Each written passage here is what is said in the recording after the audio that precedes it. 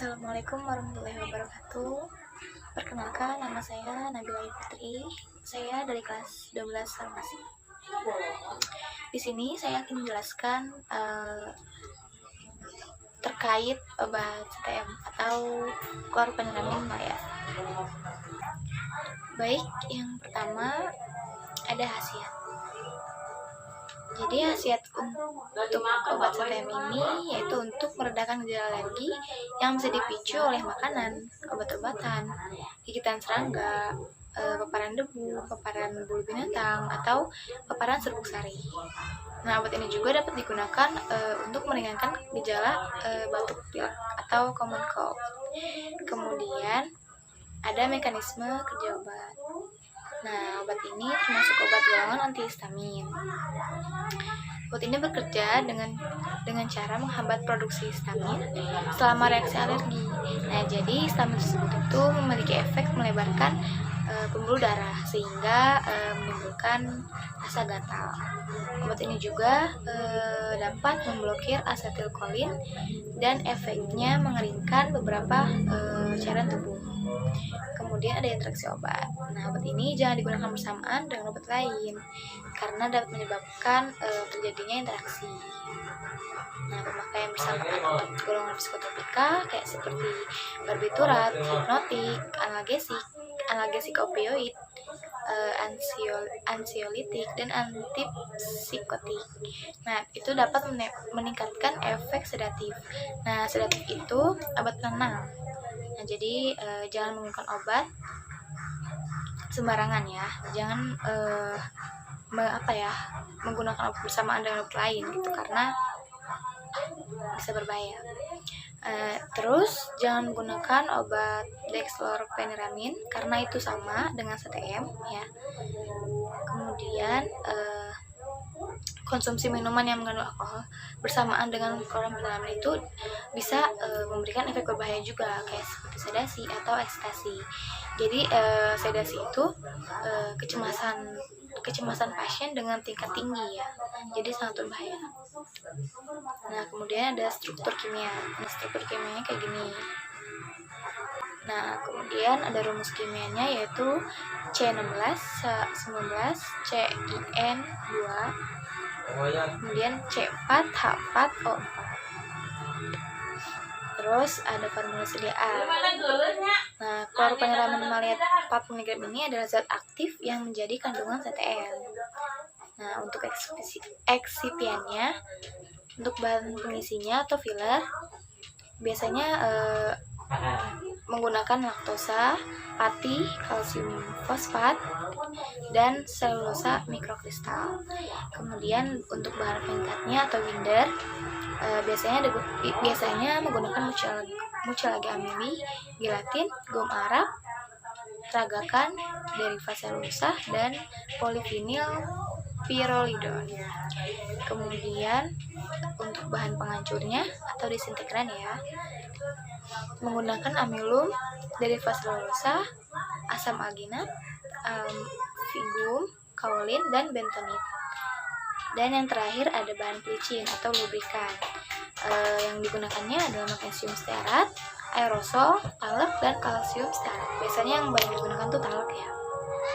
Kemudian untuk metode pembuatan, nah pembuatan tablet ini dibuat dengan metode pengempaan atau kompresi. Nah, tablet yang dibuat secara kompresi ini menggunakan mesin yang mampu menekan bahan bentuk serbuk atau granul sehingga menjadi tablet ya. Nah, pembuatan tablet dengan cara kompresi ini ada 3 metode, yaitu yang pertama ada granulasi basah, granulasi kering, dan metode kempal langsung. Kemudian untuk peraturan perundang-undangan, Peraturan Menteri Kesehatan RI atau Republik Indonesia nomor 917 garis miring Menkes garis miring per garis miring 10 garis miring 1993 yang kini telah diperbaiki menjadi Permenkes RI nomor 949 garis miring Menkes garis miring per garis miring 6 garis miring 20. Nah, itu tentang wajib daftar obat ya atau doang. Nah, kemudian keputusan Menteri Kesehatan RI nomor 2380 garis miring A, garis miring SK, garis miring 6, garis miring 83. Nah, itu tanda khusus untuk obat bebas terbatas berupa lingkaran berwarna biru dengan garis tepi berwarna hitam. Kemudian untuk penggolongan obat, nah obat CTM ini atau kloramfeniramin maleat, nah ini termasuk golongan obat bebas terbatas atau OBT. Kemudian dengan nomor registrasi obat JTL atau generik, obat bebas terbatas, kemudian lokal dengan nomor 033 400 31 10 A1. Untuk batasan jumlah obat yang diberikan kepada pasien yaitu untuk dewasa dan anak usia di atas 12 tahun sekitar 4 mg tiap 4-6 jam. Dosis maksimalnya yaitu 24 mg sehari per tablet. Jadi kemungkinan bisa 3-4 tablet ya. Dan untuk anak usia 6-12 tahun 2 mg tiap 4-6 jam. Dosis maksimalnya itu 12 mg per hari. Berarti sama, bisa sampai 3-4 setengah tablet gitu. Nah, untuk pengelolaan khusus, nah untuk pasien yang menggunakan obat ini dilarang untuk sedang mengendarai kendaraan atau sedang menjalankan mesin ya, karena itu bisa berbahaya. Karena obat CTM ini memiliki efek ngantuk gitu ya. Jadi berbahaya kalau sedang dalam perjalanan atau sedang mengendarai kendaraan. Kemudian untuk obat alternatifnya yaitu obat tradisional ya, dengan bisa menggunakan oatmeal, minyak kelapa, timun, lidah buaya, kayu putih, masih banyak yang lain. Nah, untuk oatmeal ini sediaan yang berbentuk sereal ya. Langkah kerjanya yaitu dengan menghancurkan oatmealnya dan dicampur dengan air panas, lalu aduk sampai rata. Kemudian balurkan ke kulit yang alergi. Nah, diamkan selama 30 menit.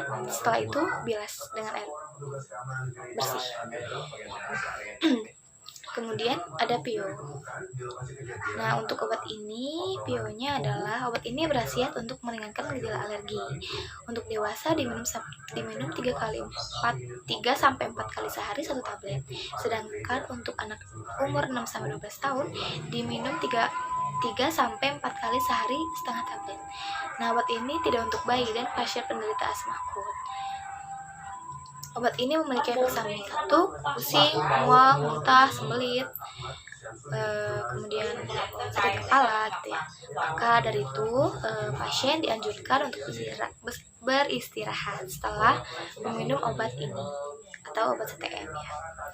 Nah, untuk penyimpanan jauhkan dari cahaya langsung dan tempat yang lembab. Sekian dari saya, mohon maaf jika ada kesalahan kata maupun perbuatan. Saya ucapkan terima kasih.